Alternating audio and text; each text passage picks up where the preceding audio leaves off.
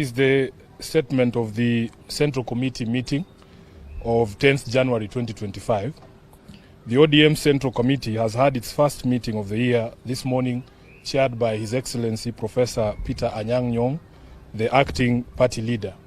On behalf of the committee and the entire party, we take this opportunity to wish our members and all Kenyans a happy new year. As you all know, 2024 was a difficult year, and we pray and hope that 2025 will be kinder to all of you. This year, the party will be reaching a significant milestone, celebrating its 20th year of existence.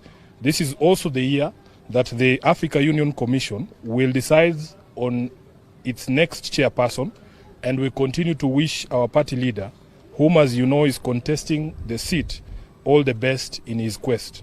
We have no doubt that he will bring it home for all Kenyans and for Africa. Given the significance of the year ahead, we want to assure our members and the public at large that ODM shall remain a force for good. We shall remain the foremost defender of democracy with all its attendant freedoms and full participation of the people, transparency, good governance, justice, fairness, and equity.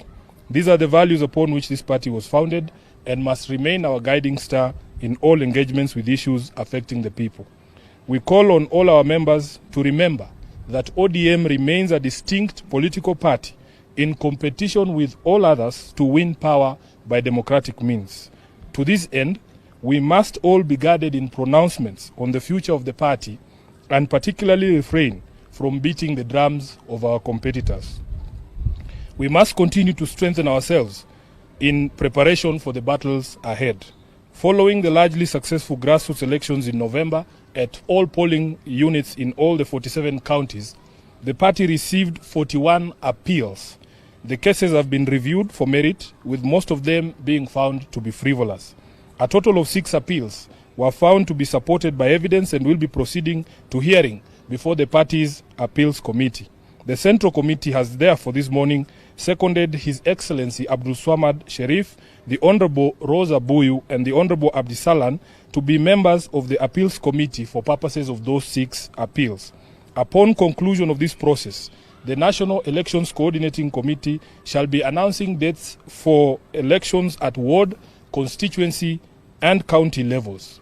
The party congratulates all those elected in the various positions and has directed the NECC to issue certificates to successful candidates who fully complied with the rules, including the requirement of payment of fees.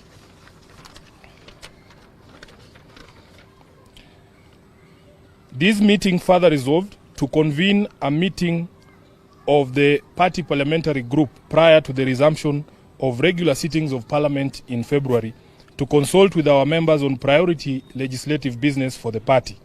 Of foremost concern to the party is the impasse on the mediation on an additional allocation to counties and the new formula on shareable revenue proposed by the CRA. We shall be imploring on our members to strongly stand up in defense of devolution and ensure that no county stands to lose in any proposed formula. The party further wishes to express concern over the delays in constitution of the IEBC selection panel that has meant denial of representation for many Kenyans in Parliament. ODM as a party is one of the most affected by this continued state of affairs.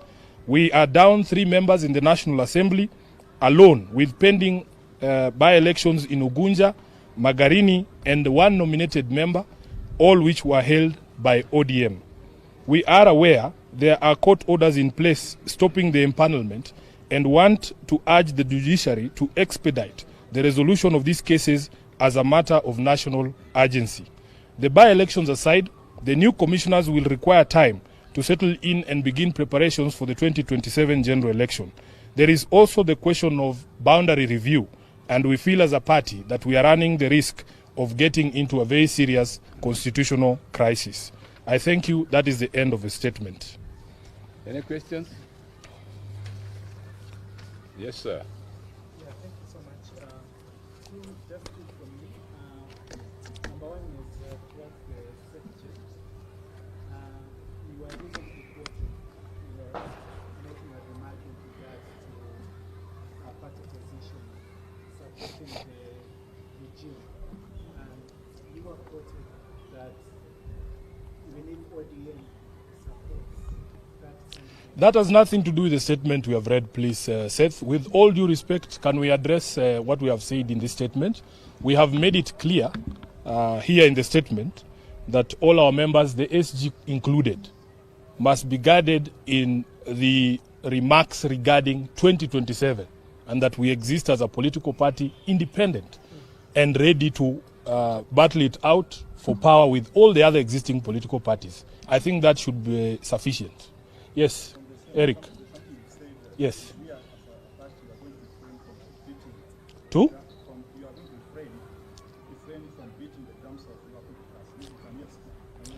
I think it is clear that we are ODM. We should only speak about ourselves and strengthen ourselves in order for us to be able to capture power, which is what all political parties exist to do. So really it should be as clear as that. And you are aware that even legally, under the Political Parties Act, it is not allowed for members to be preaching the gospel of other political parties other than the parties on which they were elected. That is the law. My name is Buana RUTO. Yes. I work for the Civil. In terms of preparedness, Yes. is ODM prepared? Because Kenyans have been seeing ODM as the alternative party to form the next government. In terms of your preparedness for the 2027 election, have we seen ODM producing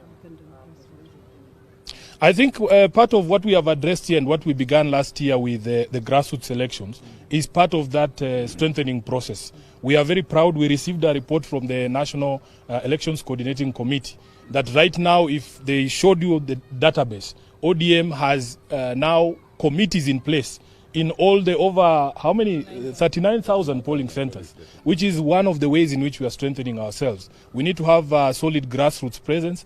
And as I've said, once the process of appeals is done, we will be moving to elections at the ward, constituency and county level. We want to have a full team in place so that we can be able to take on the challenges that will come ahead of us. I think that should be sufficient. Yes? Yes. Yes.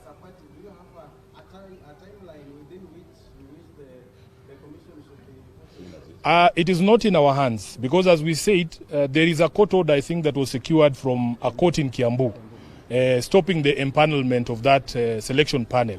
What we have urged in our statement is that the judiciary now needs to consider this a national emergency and make sure that they resolve those cases as quickly as possible. In fact, the Chief Justice should give priority to those cases so that we can be able to resolve all the questions and have a panel in place, as we have said, because these commissioners who will come in will require time to settle in and to acclimatize and to also get the preparations for that election of 2027 going. Thank you very much. Asante sana. Mungu awabariki. Yeah.